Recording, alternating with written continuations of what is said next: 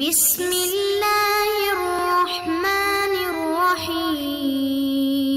السلام علیکم معزز طلباء کرام، آپ سب کیسے ہیں؟ آج ہم معطا امام محمد کے سبق نمبر 153 کو پڑھیں گے۔ آج کے ہمارے سبق کا عنوان ہے رمل کا بیان۔ آج کے ہمارے سبق میں بھی ہم دو مختلف ابواب کے حوالے سے گفتگو کریں گے۔ پہلا تو یہی ہے باب الرمل بالبیت، کہ بیت اللہ کے طواف کے دوران رمل کرنے کا بیان، اور جو دوسرا ہمارا باب ہوگا آج کا وہ ہے باب المکی وغیرہ یحج او یعتمر هل یجب علیہ الرمل، کہ مکی شخص یا غیر مکی جب وہ حج یا عمرہ کرتا ہے تو کیا اس پر بھی رمل کرنا یہ واجب ہوگا؟ تو اس حوالے سے ہمارا آج کا یہ سبق ہے۔ تو بڑھتے ہیں جی پہلے باب کی احادیث کی طرف، اور اس کے بعد پھر دوسرے باب کو بھی پڑھیں گے۔ امام محمد رحمۃ اللہ علیہ لکھتے ہیں اخبرنا مالک حدثنا جعفر بن محمد عن ابیہ عن جابر بن عبد اللہ الحرامی ان رسول اللہ صلی اللہ علیہ وسلم رمل من الحجر الى الحجر۔ امام محمد رحمۃ اللہ علیہ امام مالک سے روایت کرتے ہیں کہ امام مالک نے ہمیں خبر دی کہ حضرت جعفر بن محمد نے اپنے والد سے ہمیں بیان کیا کہ حضرت جابر بن عبداللہ رضی اللہ تعالی عنہ بیان کرتے ہیں کہ نبی اکرم صلی اللہ علیہ وسلم نے حجر اسود سے حجر اسود تک رمل کیا۔ قال محمد وبهذا نأخذ الرمل في 3 أشواط من الحجر إلى الحجر وهو قول أبي حنيفة رحمة الله عليه والعامة من فقهائنا۔ امام محمد فرماتے ہیں کہ ہمارا یہ عمل ہے کہ طواف کے پہلے 3 چکروں میں حجر اسود سے حجر اسود تک رمل ہوتا ہے، اور یہی قول امام اعظم امام ابو حنیفہ رحمۃ اللہ علیہ کا ہے، اور ہمارے عام فقہائے کرام کا بھی یہی کہنا ہے۔ اچھا، اب سب سے پہلے جو بات ہے وہ یہ ہے کہ رمل ہوتا کیا ہے، تو پھر اس کی ضرورت کیوں پیش آئی؟ تو احادیث میں یہ دونوں باتیں مختلف الفاظ سے بیان کی گئی ہیں۔ امام بہقی نے نبی اکرم صلی اللہ علیہ وسلم کے حوالے سے یوں ذکر کیا ہے کہ نبی علیہ السلام جب قضائے عمرہ کے لیے مکہ مکرمہ تشریف لائے تو کفار نے جب آپ کو اور آپ کے صحابہ کرام کو دیکھا تو آپس میں وہ کہنے لگے کہ ان لوگوں کو بخار نے کمزور کر دیا ہے، یعنی مدینہ کی آب و ہوا موافق نہیں آئی اور اس وجہ سے یہ لوگ کمزور ہو گئے ہیں۔ تو اس پر نبی اکرم صلی اللہ علیہ وسلم نے صحابہ کرام کو فرمایا کہ طواف کے پہلے 3 چکروں میں رمل کرو اور بقیہ 4 چکر معمول کے مطابق بچانا۔ اچھا، یہ تو تھا رمل کا سبب، لیکن اب طریقہ اس کا کیا ہے؟ تو طریقہ اس کا یہ ہے کہ اپنے پاؤں کے اگلے حصے پر یعنی پنجوں پر بوجھ ڈال کر اور کندھوں کو پہلوانوں کی طرح حرکت دے کر چلنا۔ رمل کو بعض فقہائے کرام نے واجب اور بعض دوسروں نے سنت لکھا ہے۔ احناف کا اس بارے میں عمل یہ ہے کہ ہر قدم رمل کرتے ہوئے اٹھایا جائے، اور اگر بھیڑ یا کسی اور وجہ سے اس رمل کرنے میں رکاوٹ درپیش ہو تو پھر رکاوٹ کے دور ہونے تک انتظار کیا جائے، پھر رمل کرتے ہوئے 3 چکر مکمل کیے جائیں۔ اچھا، اب یہاں پر مذہب احناف پر ایک اعتراض ہوتا ہے، اور صحیح مسلم میں حضرت ابن طفیل سے مروی ایک روایت ہے جس کو لے کے اعتراض ہوتا ہے۔ وہ یہ ہے کہ آپ فرماتے ہیں کہ میں نے حضرت عبداللہ بن عباس رضی اللہ عنہما کو کہا کہ آپ دیکھ رہے ہیں کہ حاجی صاحبان 3 چکروں میں رمل کر رہے ہیں اور بقیہ 4 چکر اپنی حالت پر لگاتے ہیں، اور وہ اسے سنت بھی سمجھتے ہیں. تو کیا یہ درست ہے؟ اب حضرت ابن طفیل جو ہے حضرت عبداللہ بن عباس سے یہ پوچھ رہے ہیں. تو حضرت عبداللہ بن عباس نے فرمایا لوگ سچ بھی کہتے ہیں اور انہوں نے جھوٹ بھی کہا ہے. مزید فرمایا کہ نبی علیہ الصلوۃ والسلام جب مکہ مکرمہ تشریف لائے تو مشرکین انہیں تانا دیتے ہوئے مشرکین نے کہا کہ مسلمان کمزوری کی وجہ سے اب تو طواف بھی نہیں کر سکتے. اس تانے پر نبی علیہ الصلوۃ والسلام نے صحابہ کرام کو 3 چکر رمل کے ساتھ اور بقیہ اپنی حالت کے مطابق کرنے کا حکم دیا.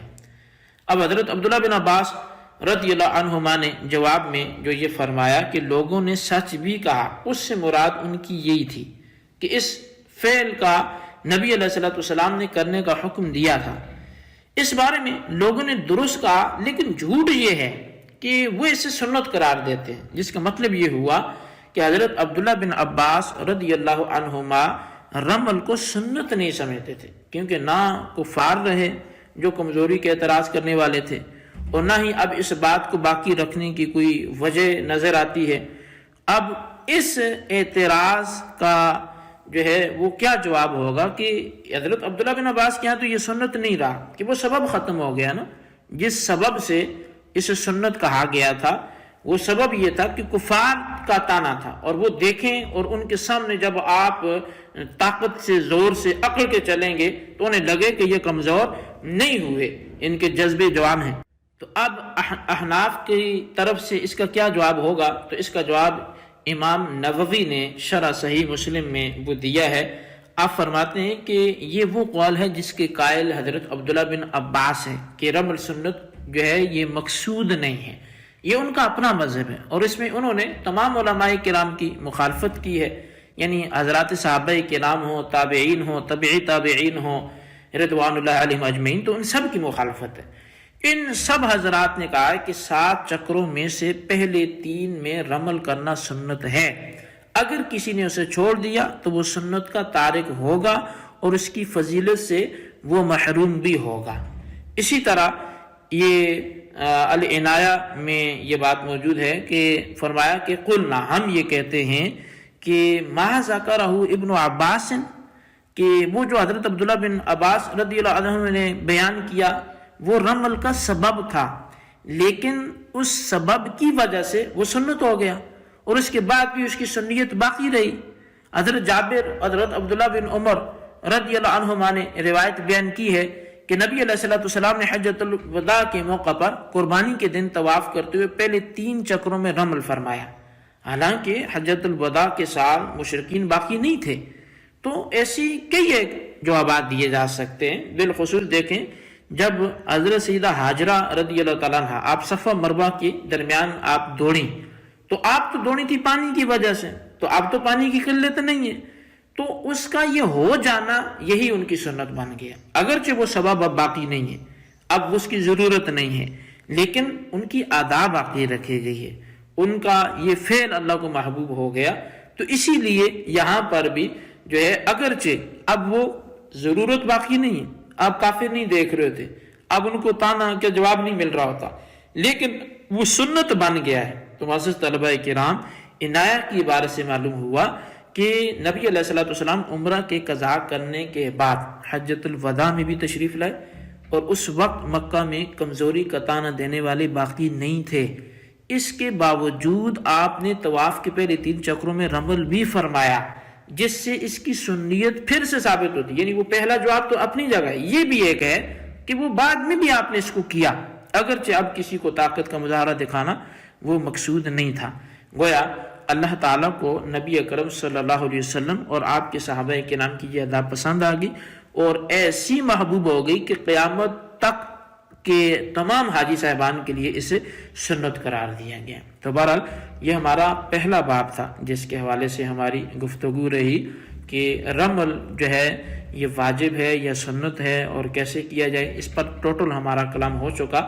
اب جو ہم باب پڑھیں گے وہ باب المکی وغیرہ یحج او یعتمر هل یجب علیہ الرمل.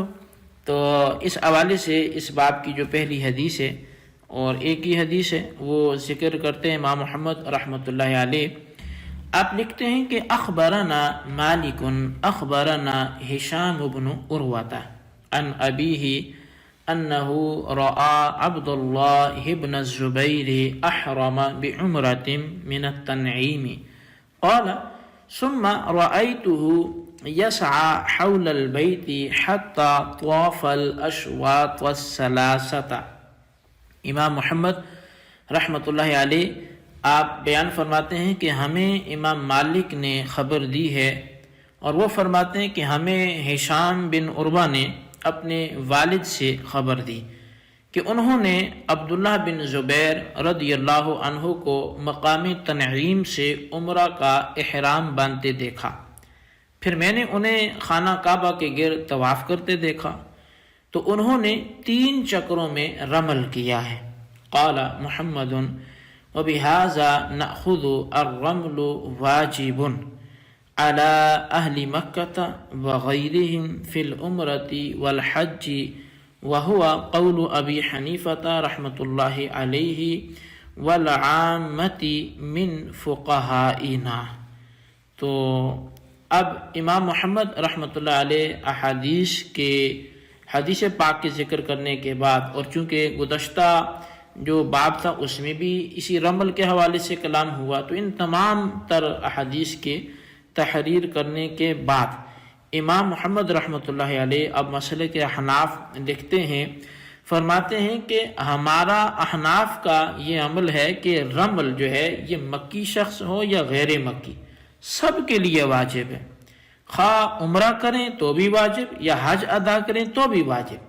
اور یہی قول امام اعظم امام ابو حنیفہ رحمۃ اللہ علیہ کا اور ہمارے عام فقہائے کرام کا بھی یہی قول ہے۔ اچھا، اب رمل کا قاعدہ یہ ہے کہ جو شخص خانہ کعبہ کے طواف کے بعد سعی کرتا ہے تو اس کے لیے رمل واجب ہے۔ طواف اور اس کے بعد سعی کرنا یہ حج کی 3 اقسام میں سے ہر ایک میں موجود ہے، لہٰذا حج قران کرنے والا ہو، حج تمتع کرنے والا ہو، حج افراد کرنے والا ہو، سب پر ہی رمل کرنا یہ واجب ہے۔ لیکن ان 3 اقسام کے حج میں سے صرف جو مکی شخص ہے اس کے لیے صرف حج افراد کرنے کی اجازت ہے، آفاقی اور باہر سے آنے والا تینوں میں سے جو چاہے وہ کر سکتا ہے۔ اسی لیے مکی اور غیر مکی دونوں حج افراد جب کر سکتے ہیں تو پھر دونوں کے لیے حج افراد میں رمل کرنا یہ واجب ہے۔ اسی بات کو امام محمد رحمۃ اللہ علیہ نے بیان فرمایا کہ مکی یا غیر مکی دونوں کے لیے حج افراد کرتے وقت رمل واجب ہے، اور جس طرح دونوں کے لیے حج افراد کی اجازت ہے اسی طرح دونوں کو عمرہ کرنے کی بھی اجازت ہے، اور عمرہ کرنے میں بھی طواف کے بعد چونکہ سعی ہوتی ہے، لہٰذا اس صورت میں بھی مکی شخص اور غیر مکی دونوں کے لیے عمرہ کرتے وقت رمل کرنا یہ واجب ہوگا۔ اس کا ذکر بھی امام محمد نے کیا ہے کہ مکی اور غیر مکی دونوں عمرہ میں جو رمل ہے یہ لازماً کریں گے، اور یہی مسلک امام اعظم امام ابو حنیفہ رحمۃ اللہ علیہ کا ہے، اور ہمارے عام فقہائے کرام کا بھی یہی کہنا ہے۔ تو بہرحال یہ رمل کے حوالے سے ہمارے 2 باب تھے، ایک خاص مکی اور غیر مکی کے حوالے سے بات کی گئی، اور دوسرا جو تھا وہ عمومی تھا۔ تو بہرحال اس میں حناف کا مسلک یہی ہے کہ مکی ہو یا غیر مکی ہو، حج کرنے والا ہو یا عمرہ کرنے والا ہو، رمل بہرحال واجب ہے۔ اللہ تبارک و تعالیٰ سے دعا ہے جو ہم نے پڑھا سنا سے یاد رکھنے کی توفیق نصیب فرمائے، آمین بجاہ النبی الامین صلی اللہ علیہ وسلم۔